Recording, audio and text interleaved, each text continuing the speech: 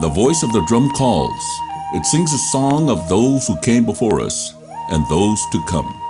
A song of survival and strength. A song of participation and voice. A song that calls us together. When we come together and participate in the 2010 census, we use this tool as the voice of all our Native people. Our voice. It is in our hands. 2010 census.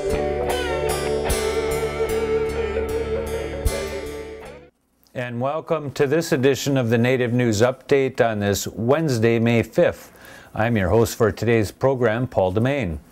Many of the stories right here can also be found at our website, IndianCountryNews.com. Here are the news stories for the day from the Associated Press and other Native news sources. A group of Passamaquoddy tribal members in Maine received notice recently of an important decision by the United States Bureau of Indian Affairs to cancel a long-term lease for the construction of a liquefied natural gas terminal on an area of Passamaquoddy land known as Split Rock. The decision represents a victory for both the group and the tribe. The BIA canceled the Passamaquoddy tribe's 50-year lease with the Oklahoma-based company Quoddy Bay LNG. The BIA's decision comes in the wake of nearly 5 years of litigation and efforts by a group of members of the tribe living on the Pleasant Point Reservation in northeastern Maine. NN was formed to protect their cultural and spiritual traditions from the harmful effects of the proposed LNG terminal on Passamaquoddy Bay. The BIA's decision was also prompted by the tribe's decision in June 2009 to terminate the lease as well. President Obama has announced his intent to nominate Tracie Stevens for the chair of the National Indian Gaming Commission within the Department of the Interior. Tracie Stevens has been the senior advisor to the Assistant Secretary for Indian Affairs at the U.S. Department of Interior since July of 2009. In this role, Ms. Stevens provided policy guidance to the Assistant Secretary regarding tribal issues such as gaming, law enforcement, energy, tribal consultation, economic development, land into trust, and many other issues and subjects. She has also been active in rebuilding the nation-to-nation relationship between the tribes and the Department of Interior. Ms. Stevens is a member of the Tulalip tribes in Washington State. And today we're talking with our friend Richie Plass, who has given us an update on a bill that was today, May 5th, signed by Wisconsin Governor Jim Doyle, and which will regulate to some extent Indian mascots and encourage school districts to change them to something more accommodating to the Native community. I got her. Richie Plass, you're in Madison, Wisconsin today. Tell us what happened down there today for the watchers of the Native News Update. Well, history was made not only for Wisconsin, but actually for the United States of America with the signing of the bill for the mascot logo issue here in the state. It's been a long time coming, but what's amazing is I've made this statement when I started this work years ago that I didn't think I'd live to see this, and I have, and I'm here, and it's an honor, and it's just unbelievable. It really is. It's history making. How long have you been working on this issue? I started in the winter of 1968. 1968? Yes, sir, when I was a Shawano Indian, when I was the mascot at Shawano.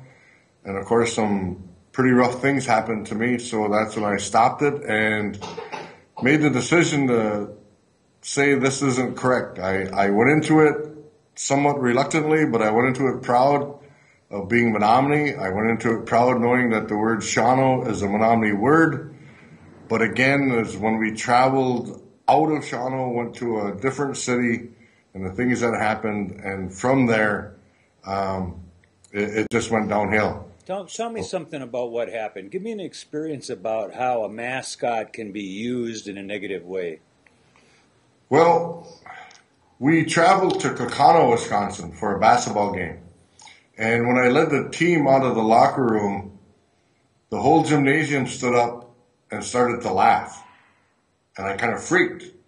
So I went over and I stood by the bleachers, and then they started doing this thing, the ooh thing. And I kind of backed up some more. Well, then the next thing they did is they started yelling things, calling me names and just yelling things. I backed up some more.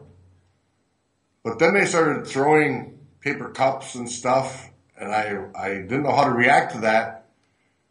But then little kids were coming up trying to pull at the things I was wearing. So I stood way behind. And that was when the guys up on the top row started spitting on me.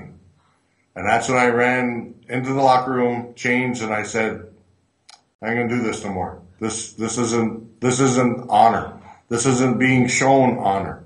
This isn't who we are as Indian people. And I'm sorry to say that it has escalated from that, in my point of view, from schools, high schools, universities, and of course professional teams. So that's my story, and that's really, I've been trying to work at it from an educational, historical, and cultural point of view since then. So this bill in the state of Wisconsin passed both the House, the Senate, and what happened down there? What are you down there for today? Governor Doyle signed the bill. I got one of the pens. That's cool. And actually, I wore this shirt actually in honor of an old friend of yours even. Remember Louis Hapatas? Yes, yes. Louis actually wore this shirt on the steps of this Capitol during protesting during the spearing issue. And again, because I'm always trying to think of our leaders and our people before us, and because this is such history making and I was invited to be here, I wanted to honor our people, and especially Louis and all the hard work and everybody sitting in this room. And again, to try and be as traditional and as proud as I can, I wore this shirt in his honor. So hopefully this bill is going to make some changes in the schools. We're going to see some schools changing their names from something oriented toward around American Indians to something a little bit more neutral. Well, you know, again, the bill is a process, and that process, of course, goes through DPI.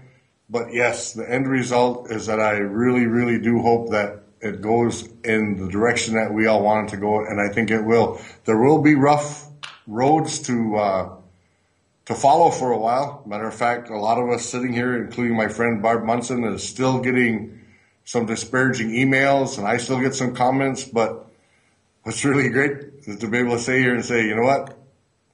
Too bad it's law now. That's cool. That's all right. Thanks for that one, Richie. I want to bring one other thing up. You have a fundraiser this week, and very quickly, in less than a minute, tell us what's going down at the Harmony Cafe on Saturday, May 8th. We're going to have 11 bands from 3 p.m. to 9 p.m.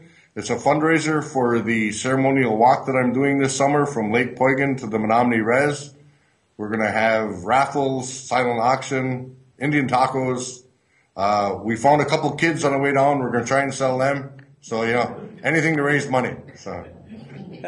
Now, Richie, that's going to be live broadcast on IndianCountryTV.com and Facebook and several other places. Cool. Thank you. That's great. That's great. Dale's coming. Dale's going to be down there. He's packing now, and I'm getting ready to come down there. But people are going to want to know, where can they go? Is there a website or something to help you out? Is there a phone call to call where they can donate or help or find out what's going on with that walk or to contribute to this fundraiser? There's a couple ways to do it. They can call me at home, and my number at home is 920-455-0039, or they can email me, and my email address is my name. It's Richie Plass, RICHIE PLASS@yahoo.com. And I just want to, before we go, Paul, I want to acknowledge Harvey and Carol Gunderson, who are here. They've donated. The veterans of the Menominee Nation, Charlotte Knipway, and another Menominee member, Garrett Boyd. They've made some great donations already, so it's good, and it's for a great cause. The walk is really going to be something. So. We'll see you down there. All right, thank you. Thanks a lot. And that is the latest roundup of news from Indian Country on this edition of the Native News Update. We want to thank you for joining with us. Come back again soon. Miigwech.